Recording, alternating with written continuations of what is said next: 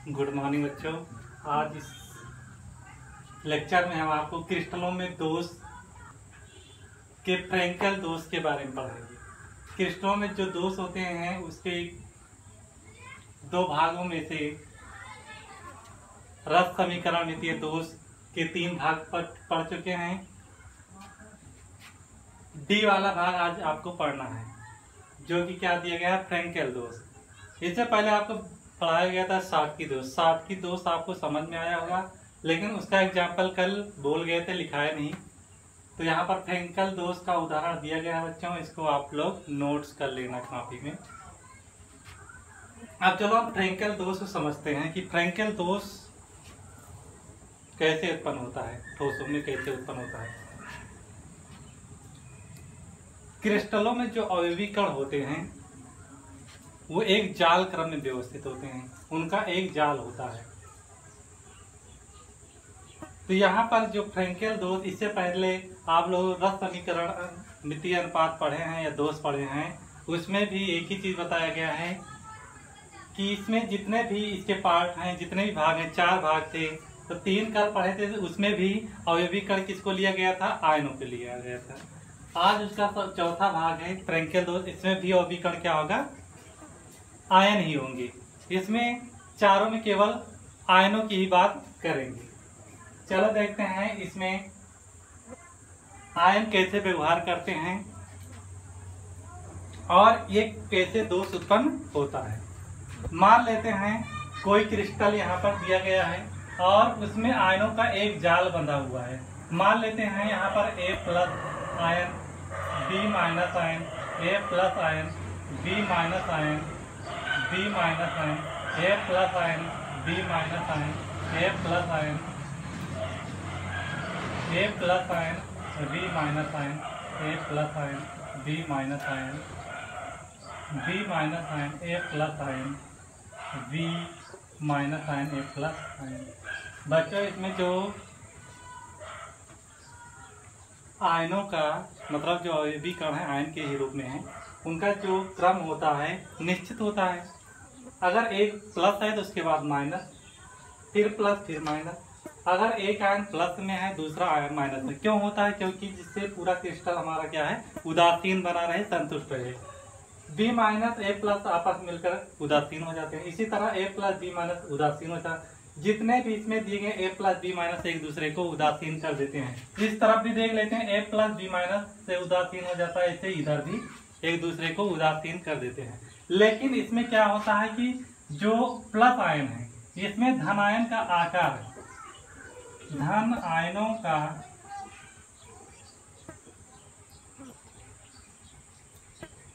इसमें धन आयनों का आकार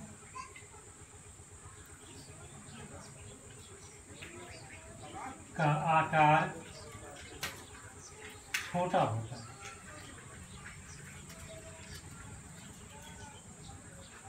ये जो धनायन दिए गए हैं ऋण आयनों की अपेक्षा छोटे होते हैं।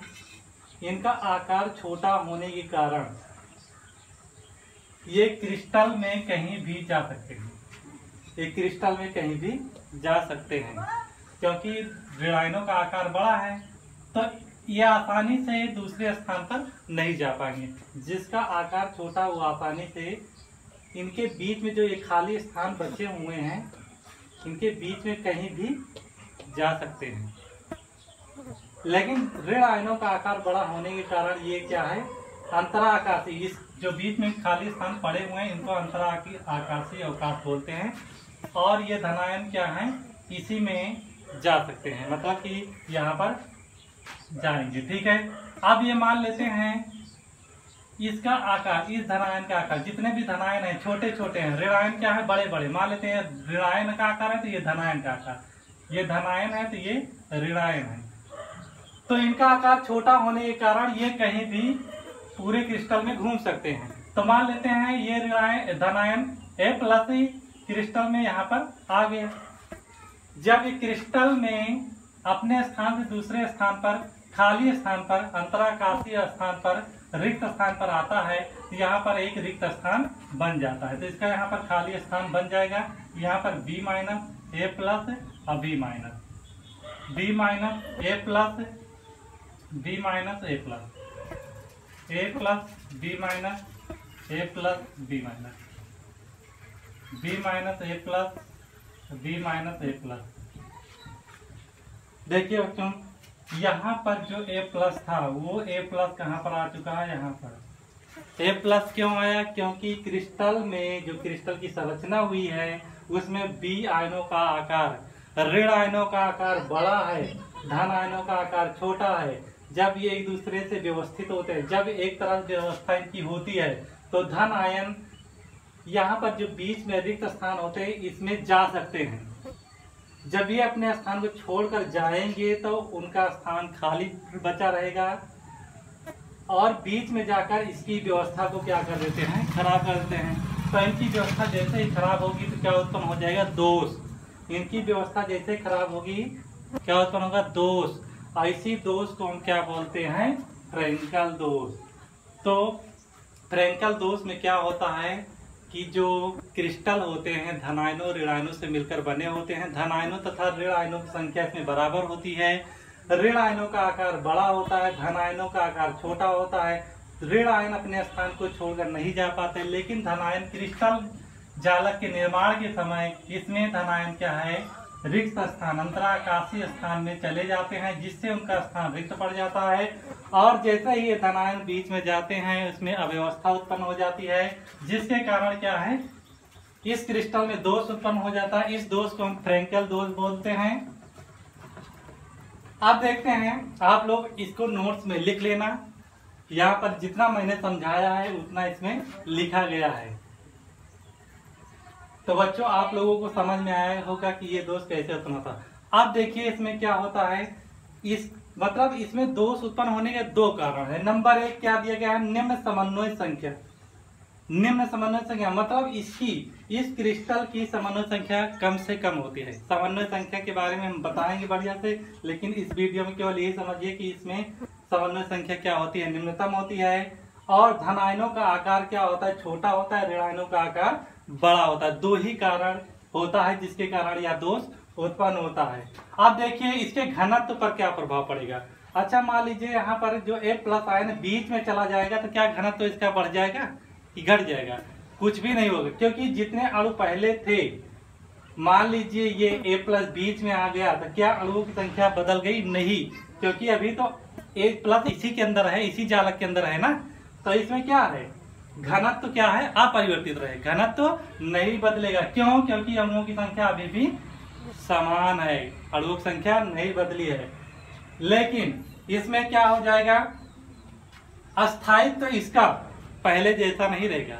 क्योंकि पहले जब ए प्लस यहाँ था तो एक दूसरे को क्या कर रहे थे, उदासीन कर रहे थे। लेकिन यहाँ पर इसको उदासीन करने के लिए कोई प्लस यहाँ पर मौजूद नहीं है। जब ए प्लस यहाँ पर मौजूद नहीं, कोई धनायन नहीं मौजूद, तो यहाँ पर संतुष्ट नहीं कर पाएंगे। तो क्या ये पहले जैसा स्थायी है, नहीं है।